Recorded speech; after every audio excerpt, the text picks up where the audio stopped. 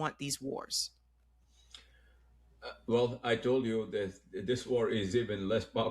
Bem, eu disse a você que esta guerra é ainda menos popular do que a Guerra do Vietnã, quando americanos eram retirados de um telhado, Sabrina. E eu realmente pude ver aquilo. Eu me lembro daquela época, quando era estudante. Então, não consigo imaginar que esta guerra seja popular para alguém. Sabrina, vou fazer uma previsão ousada sobre isso. Quero seu comentário final antes de encerrarmos. Com base em tudo o que vimos e em tudo o que discutimos até agora, Trump pode fazer muito barulho, muitas declarações veementes, mas esta guerra não vai terminar com os Estados Unidos saindo dela, de forma alguma, como vencedores.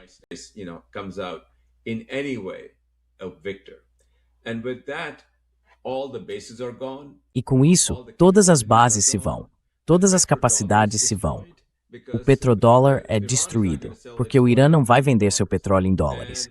E quando o Irã não fizer isso, e todas as bases tiverem desaparecido, nenhum daqueles países do Golfo vai querer sustentar o dólar só para sustentar o dólar, embora até agora não tenham sido nada além de vassalos.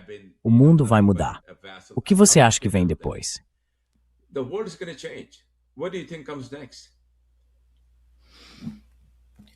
We're looking at the possibility of Estamos diante da possibilidade de um desastre global.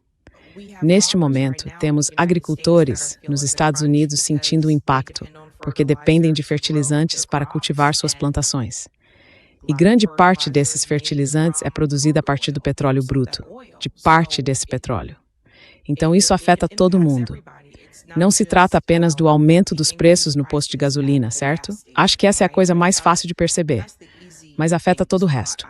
Afeta os caminhões que usam diesel para transportar alimentos aos supermercados ou suprimentos para algumas de conveniência.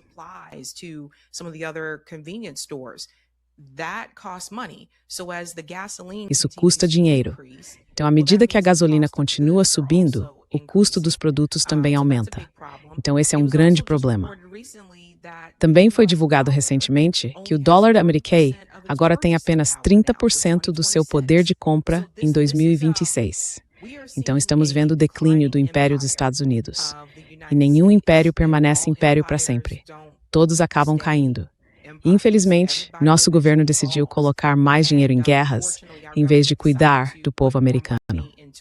E foi assim que chegamos até aqui.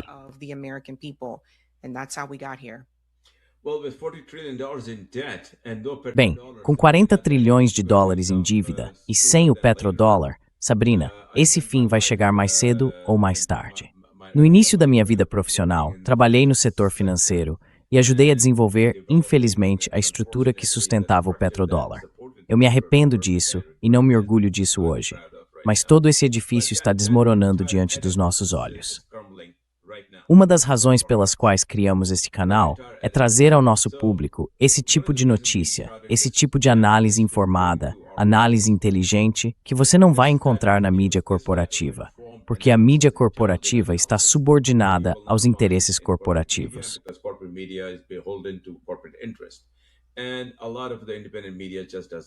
E grande parte da mídia independente simplesmente não tem o acesso que nós temos a honra de ter. Então, esta é a nossa primeira transmissão com a Sabrina e esperamos que venham muitas outras. Muito obrigada, Sabrina. É uma grande honra ter você aqui e estamos muito ansiosos por mais análises inteligentes suas. E para o nosso público, se vocês gostam do que fazemos, por favor, cliquem no botão de se inscrever e no botão de curtir. E, se quiserem receber nosso boletim na caixa de entrada toda semana, acessem o Substack e se tornem membros pagos pela pequena taxa de $5 por mês. Sabrina, você gostaria de dizer algo para encerrar, por favor? Sabrina, would you like to say something in closing, please? Claro. Bem, muito obrigada por me receberem. Estou ansiosa para fazer mais coisas com vocês. E se vocês quiserem ver o meu trabalho, também podem me encontrar no YouTube. Meu canal é Savvy Savs. Por favor, inscrevam-se no Savvy Savs. Na verdade, foi assim que conhecemos a Sabrina. Vimos o excelente trabalho que ela vinha fazendo, ficamos muito felizes em estender o convite a ela e honrados quando ela aceitou. Então, por favor, inscrevam-se lá, assim como agradecemos a inscrição de vocês no nosso canal Transition Protocol. Obrigado, Sabrina. Muito obrigado. Nos vemos. Quer dizer, eu vejo vocês novamente aqui daqui a uma semana, no nosso horário, às 5:30 da tarde, horário do leste. Obrigado. Which is 5:30 Eastern. Thank you. Obrigado.